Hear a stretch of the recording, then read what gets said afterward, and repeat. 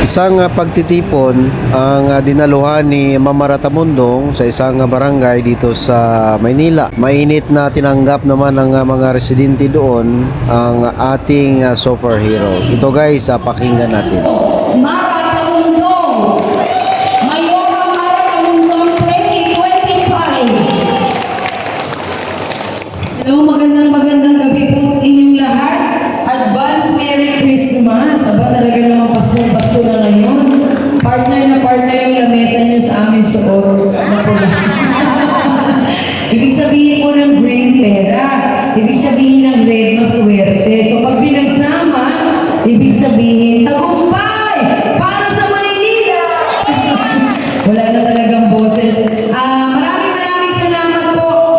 Kami ay naimbitahan dito. Gusto ko lamang pong sabihin sa inyo na si Super Mara Tamundong ay isang senior citizen advocate. Ibig sabihin po ang pagmamahal para sa ating mga senior ay hindi matatawaran sapagkat hindi naman po ako lalaki ng ganito kung hindi dahil sa aking mga magulang at sa gabay ng aking mga lolo at lola. Kaya naman sabi ko nga po, darating ang panahon na bilang isang anak, tayo po ay magsisilbi at maglilingkod para sa ating mga lolo at lola, sa ating mga magulang. Kaya naman, ang aking team, ang aking Vice Mayor, Ms. Remy Oyales, ang aking konsehal, na si Konsehal Edwin Salve, na naliligaw, kami po ay narito para ilatag ang ilan sa aking programa. Kung gusto niyo pong marinig, ito po ay para sa mga senior citizen na agaran, ibababa ang dagdag benepisyo na 2,000 kada buwan. Sa mga senior citizen, hindi man ganun malaking halaga, pero malaking halaga para sa isang taong nagmamahal na gustong maglingkod para sa kanyang mga lolo at lola at magulang. Alam po ninyo, ako isang magulang na rin. Alam ko kung ano pong pakiramdam ng isang magulang at nanay na nag-iisip araw-araw para sa kanyang anak.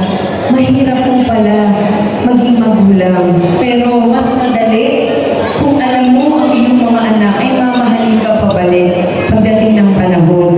Kaya ako naman po bilang isang anak, bilang isang magulang na nais ko lamang maglingkod at bigyan talaga ng pansin ang programa para sa ating mga senior citizen. At syempre, unang programa na agad ibababa ko ay livelihood program o pangkabuhayan sa bawat barangay para masolusyonan na po kahit paano na lahat ng Manileño ay magkaroon ng pagkakataon na umita dahil sa hirap ng buhay. Kahit may trabaho ka, malaking bagay kung meron kong pagkakakitaan sa barangay dahil dito po mag-uumpisa ang seguridad, katahimikan at haturuan mo natin ang ating mga anak na sila po ay matuturing magtrabaho lalo na po kung sila ay may pamilya na. Pangalawa po dyan, gusto ko pong maisalba pa ang mga natitirang lupain sa Maynila.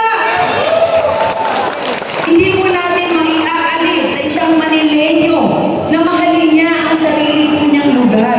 Higit sa lahat, dapat proteksyonan po natin ang historical places sa Maynila dahil ito po ang magsasabi kung ano po at sino po ang isang Manileño. Ito po ang magsasabi